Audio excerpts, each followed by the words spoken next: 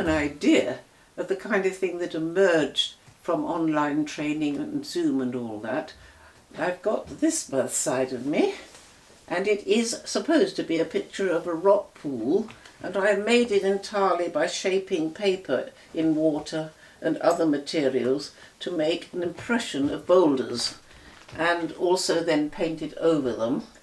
And I think in some ways it is successful because of the combination of colours and the fact that I've kept them very much in the same sort of reflective way, and I put the sand and things at the background and give it all texture.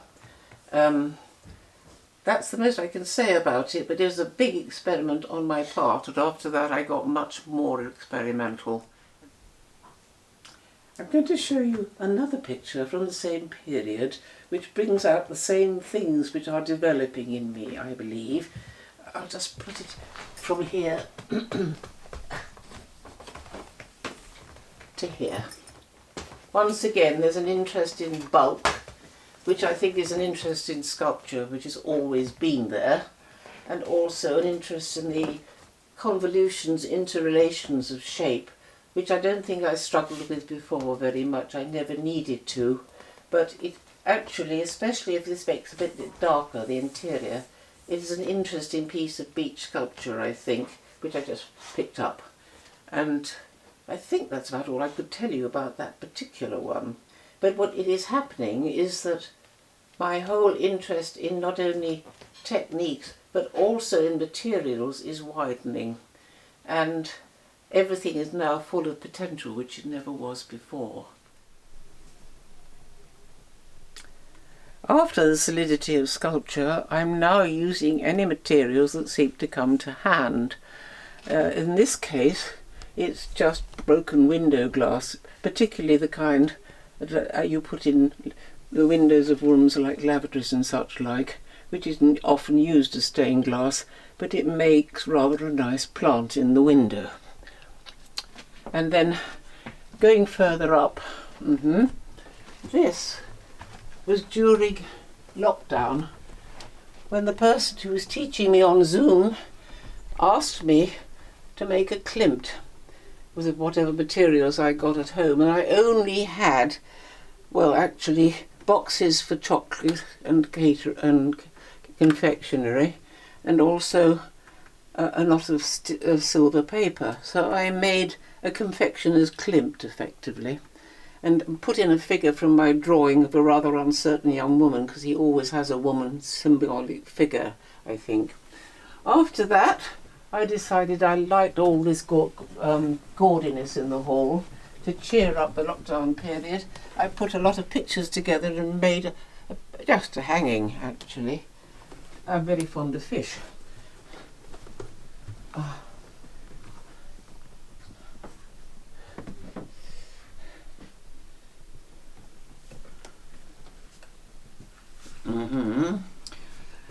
This is a picture which was made from a still life which was just hung up in the middle of the room, and you drew which bit of it you got.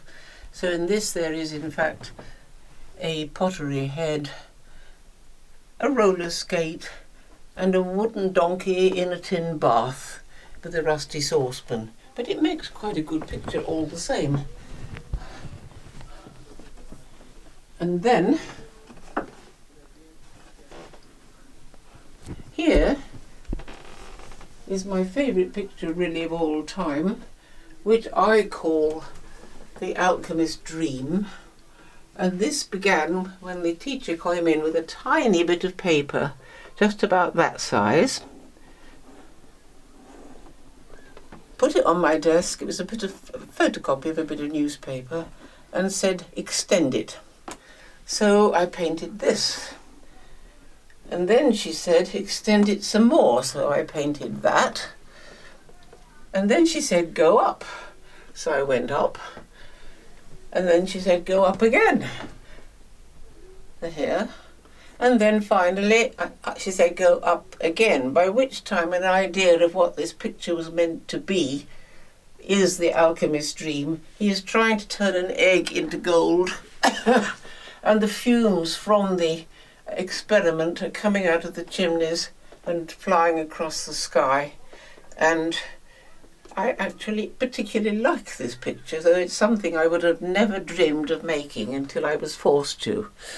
This, I just wanted to make a snake originally. I saw a picture of a snake that had been abandoned alive in a cupboard in this town, and I thought I would perpetuate it.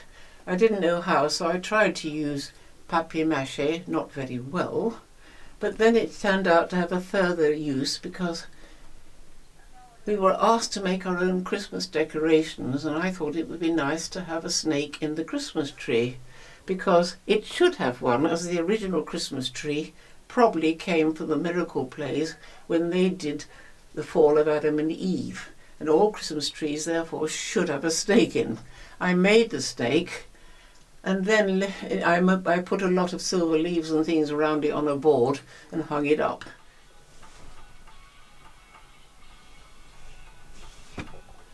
These are more recent pictures, which are based on memories of pictures that I have done before, realistic pictures, and also, I suppose, elements that arise in my subconscious.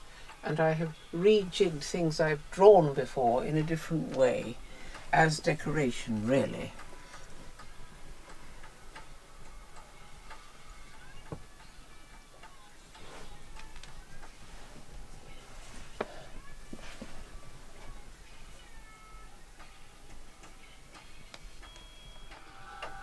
And this is the third of the same series.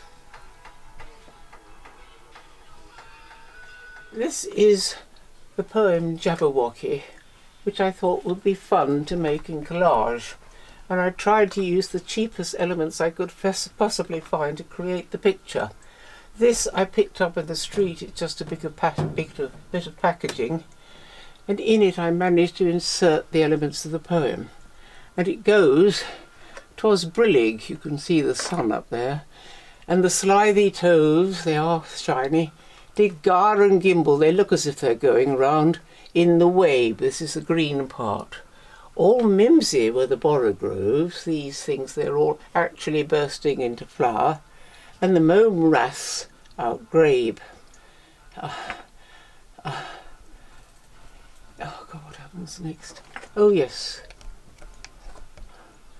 "Beware the Jabberwock, my son, the jaws that bite, the claws that catch. Beware the Jubjub bird, and shun the frumious Bandersnatch." As you can see, this is two objects which have a gripping thing. They look like my idea of a Bandersnatch anyway. "He took his vorpal sword in hand, long time in uffish mood he stood. Then rested he beneath the Jubjub tree, and stood a while in thought. And as in uffish mood he stood, the Jabberwock, with eyes of flame, came whiffling through the tulgey wood, and burbled as it came. 1, 2, 1, 2, and through the vorpal blade went thicker stack. He left it dead, and with its head he went galumphing back. And hast thou slain the Jabberwock?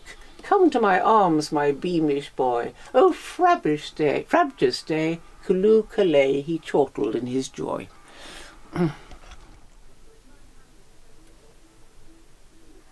This is part of a series I'm currently working on of 3 or 4 pictures about human beings dropping litter around themselves. And here I have imagined a composite sea creature telling off a tripper who is sleeping in his cave, and I shall be adding to it various bits of litter, as for example these, which are just things I shall attach. Things like this, which effectively people leave behind themselves all the time. That's all about that. This is something I tried to make for the Royal Jubilee. I tried to make a Union Jack, a design of flag which I greatly admire, and it's recognisable everywhere. But I wanted to make it differently, found a very large canvas, tried to sort of draw up the main design of the flag, and then wanted to decorate it, but not too brightly. And I found some makeup material, which when I pushed it on the the parts that should be red came out looking like roses, much to my surprise. And I thought it was a great idea to have the red as roses. Then I wanted to make the Scottish part of it, the Union part, the Scot bit, thistles, but there's nothing I could make thistles with. So in the end I just did circles with these in the centre, which is like the flowers of the thistle.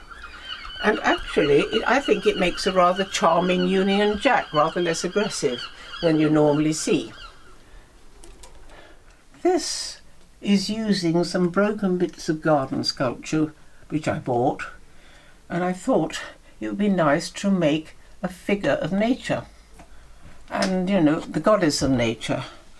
And so I drew these very, very roughly, and then started adding the flowers all around, which grow around them on the terrace in summer. It is not completed, but I wrote. This is a very large drawing which I did in an art class. The tutor had piled it up with things to paint and draw and left it like that. I immediately drew it very fast, and when she came back she actually put an apple there which she then ate, but the rest of it, she said it was amazingly swift and accomplished, which is how I put it up in a frame.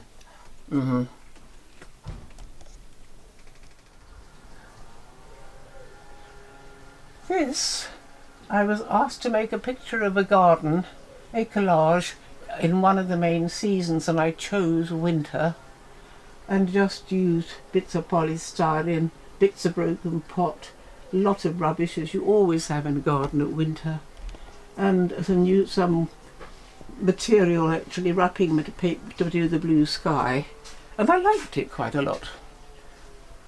It just seemed to me to work, and that's it.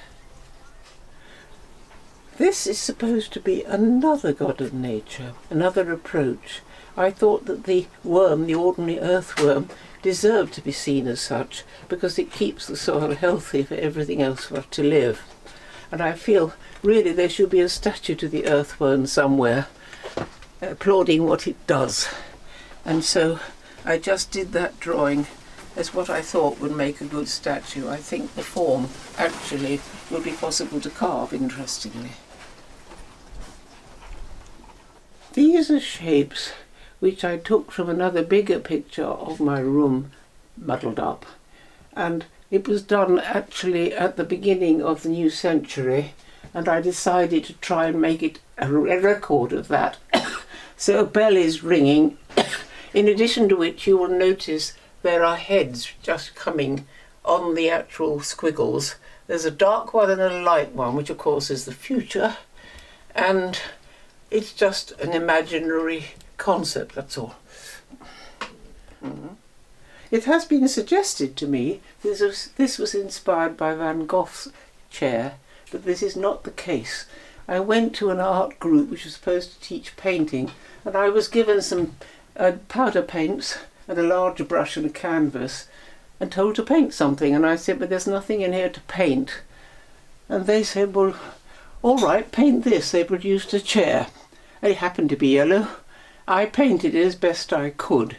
I don't think it's a particularly good picture of a chair, but somehow or other I like it because it's arresting, which it is, I think. This is the final series I'm just working on at the moment, Imaginary, and what it is a series of pictures in which a sea creature, entirely imaginary, is reproving a tripper for the terrible mess that it's made of its home environment. And I didn't want to draw the mess, so I just did a plastic bag which it is picking up with disgust. In the second picture you will see it addressing the tripper, and in the third picture you will see it with a plastic cup which is actually recyclable, showing it to the world, which is cheering up as a consequence. This is Mavra Bryony. I've just finished trying to make a record of my artistic efforts, and if anybody remembers me from the past, I used to be Margaret Brown, and do get in touch if you'd like to, and that's all I can tell you about myself at the moment.